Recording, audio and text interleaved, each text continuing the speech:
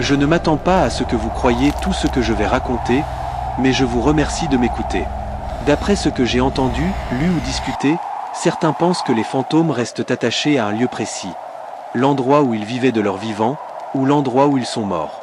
Nous avons tous, un jour, entendu l'histoire de quelqu'un qui emménage dans une nouvelle maison et y rencontre la présence d'un esprit. Pour une raison étrange, nous nous voyons toujours comme les intrus. Et eux comme les véritables habitants du lieu.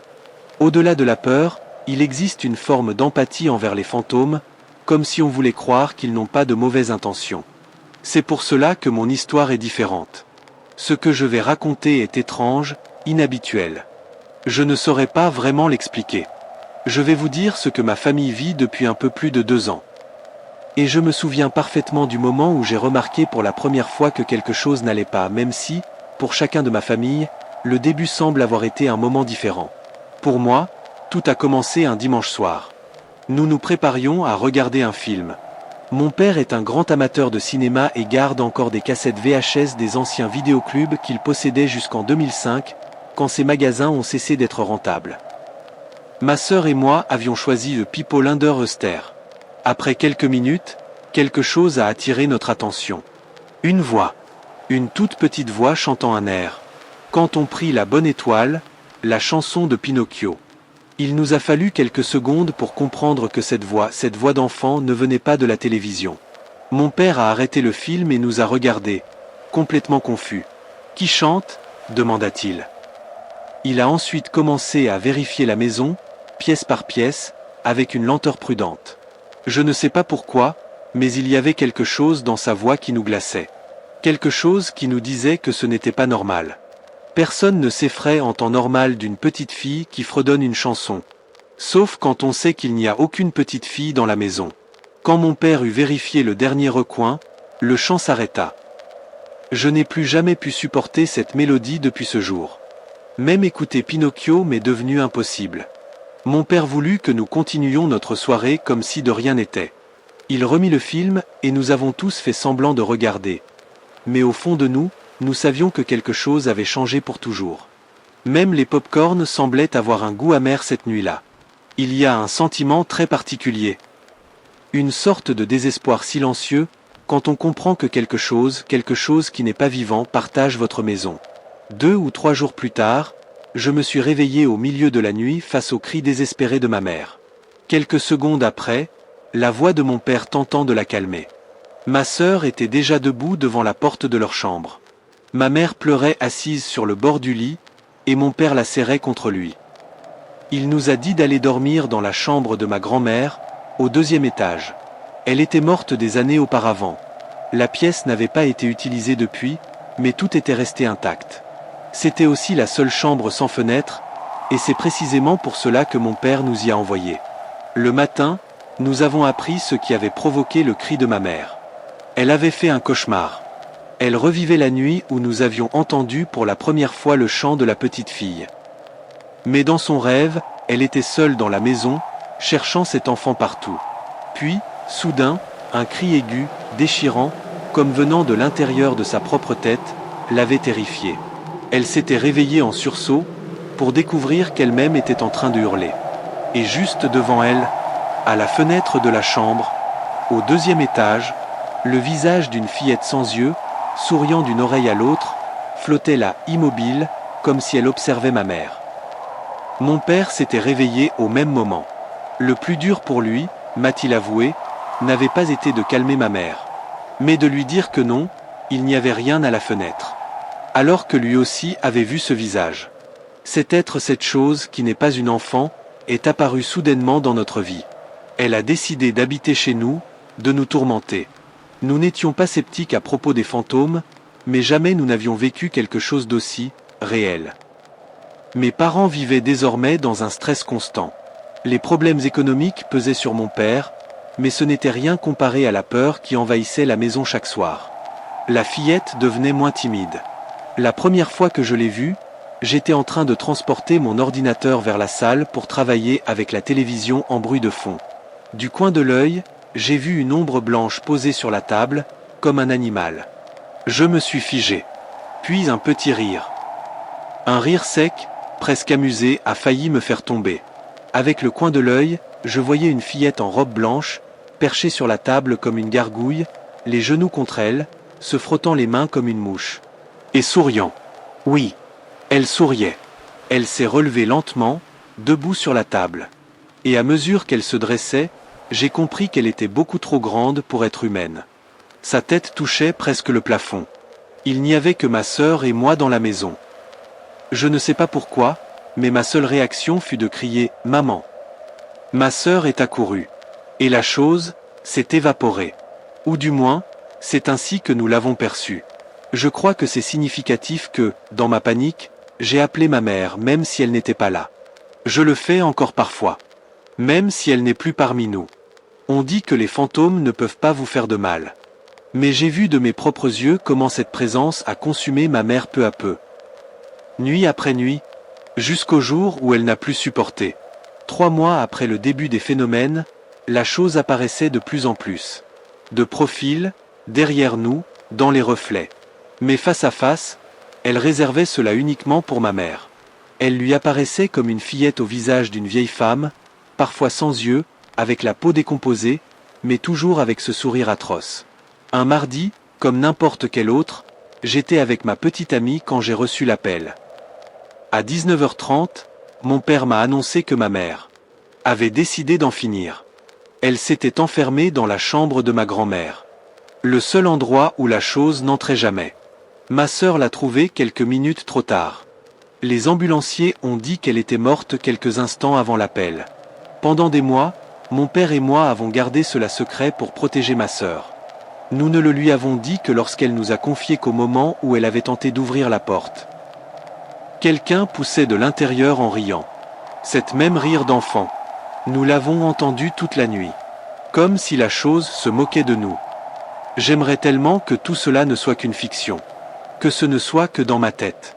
Quand quelqu'un se donne la mort, la réaction de la famille éloignée, des connaissances, de ceux qui ne sont pas dans le cercle le plus proche, est presque toujours la même. Penser que la famille a échoué. Que la famille aurait pu faire quelque chose. C'est ce qui nous est arrivé.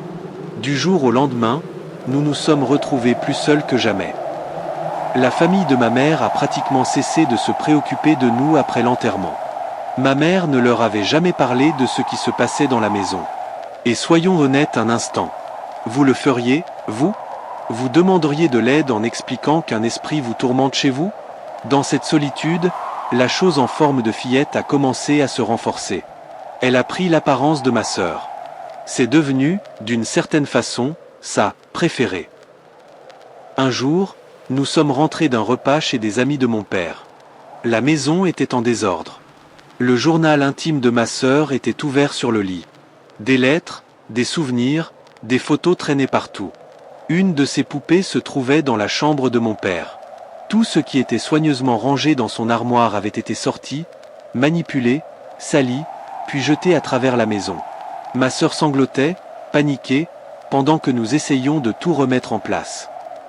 Mon père est descendu chercher un balai et une pelle pour ramasser quelques morceaux de verre. Quand il est remonté, il était livide. Dans ses mains, il tenait la robe de première communion de ma sœur. Dans l'obscurité du salon, il avait vu cette robe, flottant debout, comme si quelqu'un de presque invisible la portait. Quand il a allumé la lumière, la robe était à terre. Elle dégageait une odeur insupportable de putréfaction. Je veux préciser quelque chose. Déménager n'est pas une option. Nous n'en avons pas les moyens. Et même si c'était le cas, cette maison est celle de ma mère. C'est là où nous avons grandi. On refuse de la laisser à cette chose. Elle n'a pas gagné.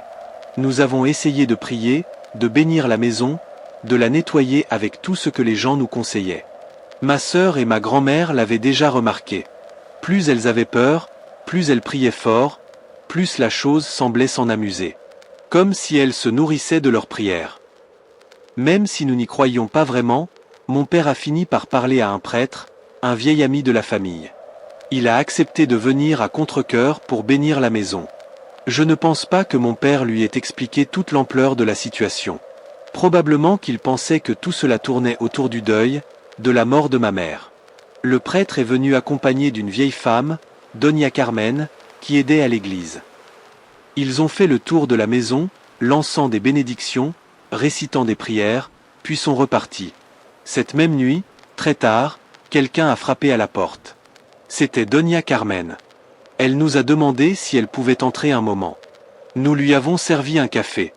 Elle nous a regardés avec sérieux et nous a dit « Maintenant, dites-moi la vérité. Qu'est-ce qui se passe vraiment ici ?» Je crois que c'est la première fois que nous avons été vraiment honnêtes avec quelqu'un en dehors de la famille. Elle nous inspirait confiance. Elle nous croyait. Nous avons tout raconté. Absolument tout. Elle est restée jusqu'à 3 heures du matin. La fillette n'arrêtait pas de rire. Ce rire sec, éclatant, qui résonne dans le silence comme un coup de couteau. Quand Doña Carmen est enfin partie, elle nous a dit « Vous devez être forts. Protégez-vous les uns les autres, plus que jamais. » Le lendemain matin, elle est revenue avec de l'eau bénite, quelques images religieuses et un homme très âgé qui dégageait une impression profonde de calme. C'était un prêtre à la retraite. Doña Carmen l'avait mis au courant. Ce qui le préoccupait le plus, c'était le fait que la chose ait pu empêcher physiquement la porte de s'ouvrir, ce jour-là, quand ma mère agonisait. « J'ai vu beaucoup de choses dans ma vie, nous a-t-il dit, et beaucoup d'entre elles m'échappent encore. Je crois en Dieu, mais je sais aussi que le mal existe.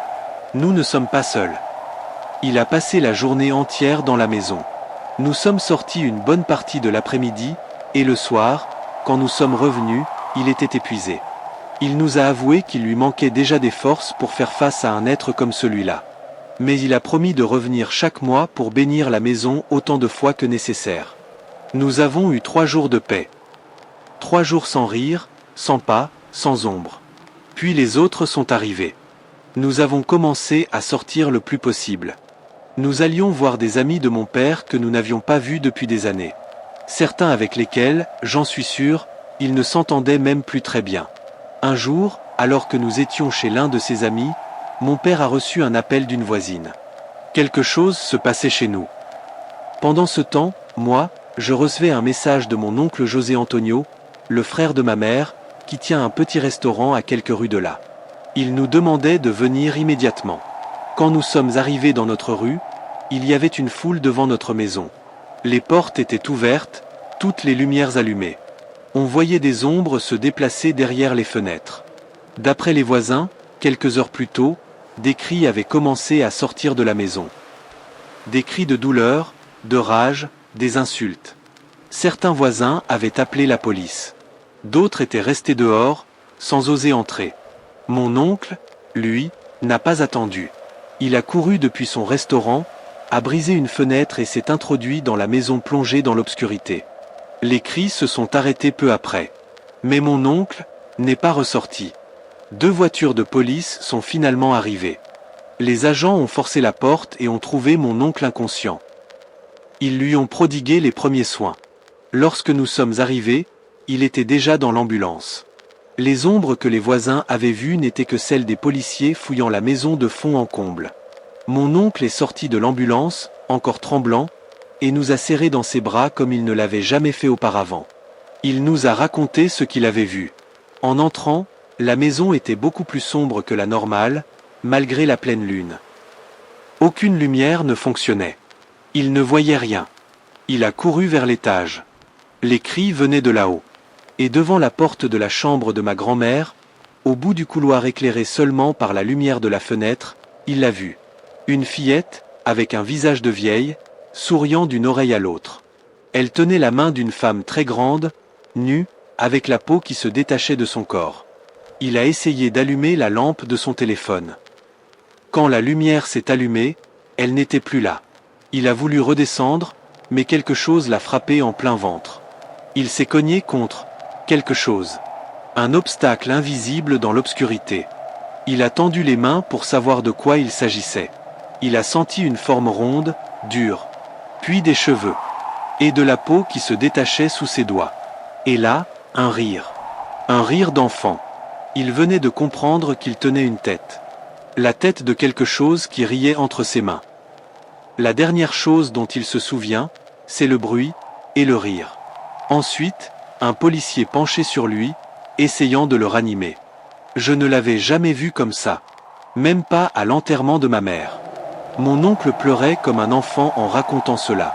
Mon père lui a demandé ce qui avait bien pu le pousser à entrer dans la maison, dans le noir, au lieu d'attendre la police. La réponse a été simple. Parce que l'une des voix qui criait, c'était celle de ta femme. Je n'ai jamais regardé les vidéos où mon frère raconte notre histoire. Ce n'est pas parce qu'il a eu tort de le faire, au contraire, il m'a demandé la permission avant.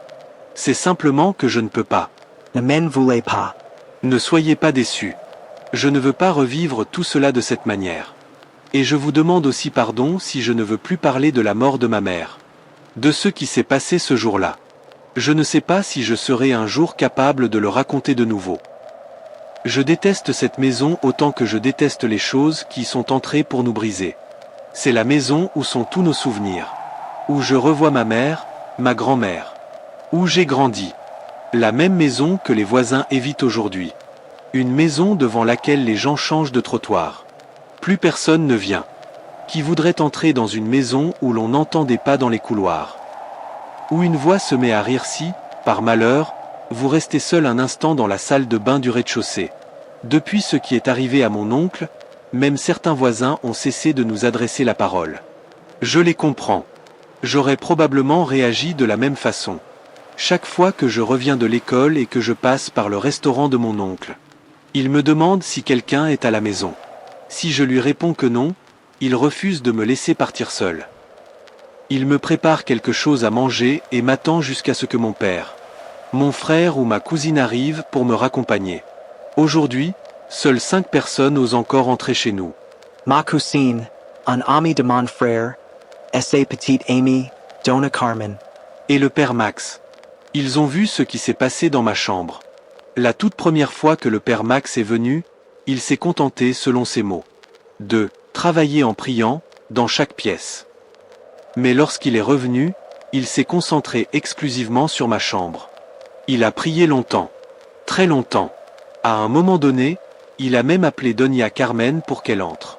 Quelques minutes après avoir commencé le rituel, quelque chose a essayé de le perturber. Selon Doña Carmen, pendant qu'il priait à genoux près de la fenêtre, il a entendu un bruit sourd sur le toit. Il ne s'en est pas inquiété, il était habitué, comme nous, à entendre pire dans cette maison. Mais la chose qui avait frappé s'est mise à ramper. On entendait clairement quelque chose glisser, racler, se déplacer au-dessus de ma chambre, jusqu'à atteindre le coin du toit situé juste au-dessus de mon armoire. C'est l'endroit opposé à la fenêtre où il priait. Puis la porte de l'armoire s'est ouverte lentement, tandis qu'il continuait à prier sans s'arrêter. Il a tourné la tête, mais ne voyait rien, même s'il sentait très distinctement un regard, lourd, planté dans son dos depuis l'obscurité du placard. Je ne sais pas si mon frère l'a déjà mentionné, mais ces entités ne se laissent voir que du coin de l'œil, ou dans les reflets des fenêtres et des miroirs. Jamais de face. Jamais, sauf cette fois-là. Sachant cela, le père Max a pris mon grand miroir vertical. Il l'a placé dans le coin de la chambre, juste de manière à ce qu'il reflète l'intérieur de l'armoire. Il s'est alors positionné devant la fenêtre, qu'il a ouverte de quelques centimètres, juste assez pour que le reflet soit parfait. Et il a repris sa prière. Dans le miroir, une silhouette commençait à se dessiner. Comme si quelque chose approchait. Comme si cela se préparait à sortir. Les minutes passaient. Il s'est demandé si son imagination ne lui jouait pas un tour. Mais lorsqu'il a ajusté légèrement la fenêtre pour que le reflet soit plus clair, il l'a vue. Une femme énorme, avec des cheveux gris emmêlés, la peau pendante, sortant de l'armoire et se ruant vers lui. Il n'a même pas eu le temps de voir son visage entièrement. C'est là qu'il a appelé Doña Carmen. Elle seule nous a raconté ce qu'il a vu. À moi, il n'a rien dit. Il s'est contenté de me proposer de dormir dans la chambre de ma grand-mère pour la nuit. Cette femme énorme, c'était la 3e entité arrivée dans la maison. Elle ne descend jamais au rez-de-chaussée. On reconnaît ses pas lourds et sa respiration profonde dans le couloir du 1er étage. Parfois, il est si facile d'oublier tout ça, de penser que la vie est redevenue normale. Je me souviens d'un jour particulièrement beau à l'école. Après la mort de ma mère, j'avais eu du mal à socialiser. Même l'une de mes meilleures amies avait déménagé. Ce jour-là, mes camarades m'avaient préparé une surprise. À la fin des cours, même le professeur nous a laissé sortir un peu plus tôt.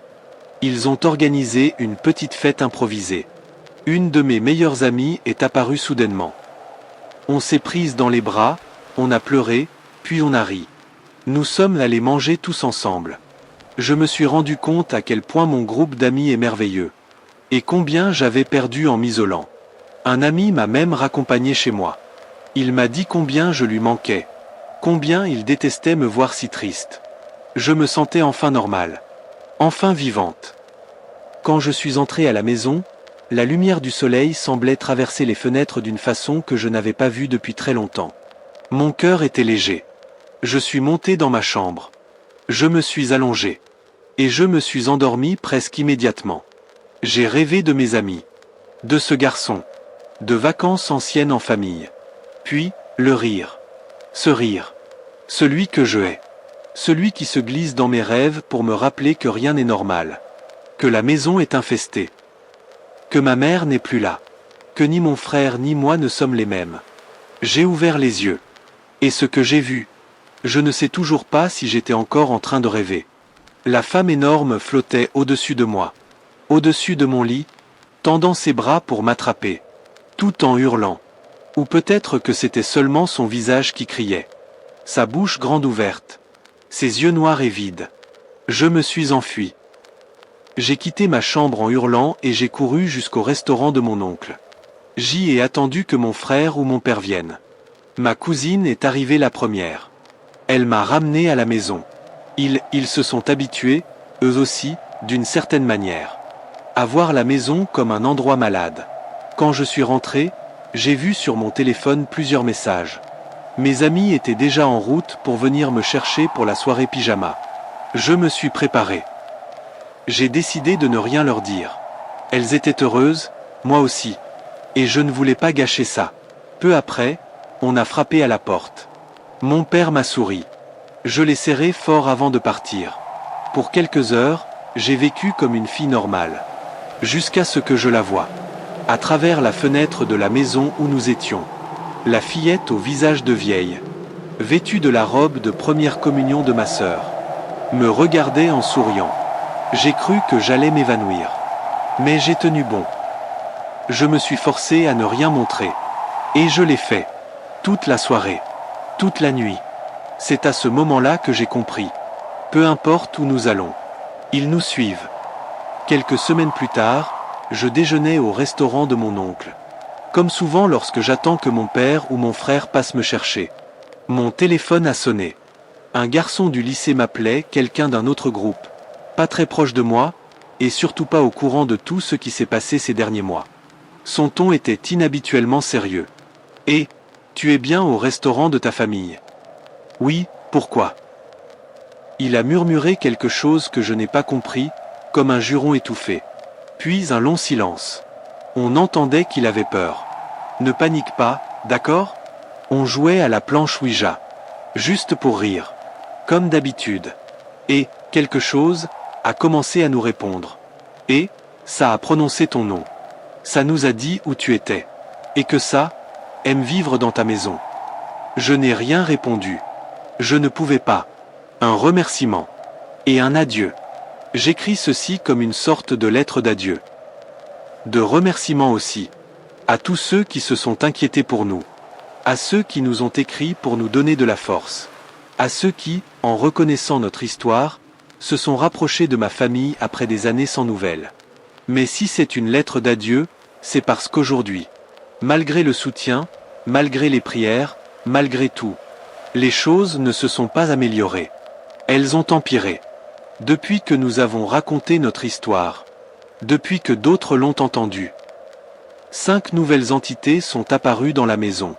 Nous en comptons maintenant 12. Je ne veux pas croire que c'est lié à ça.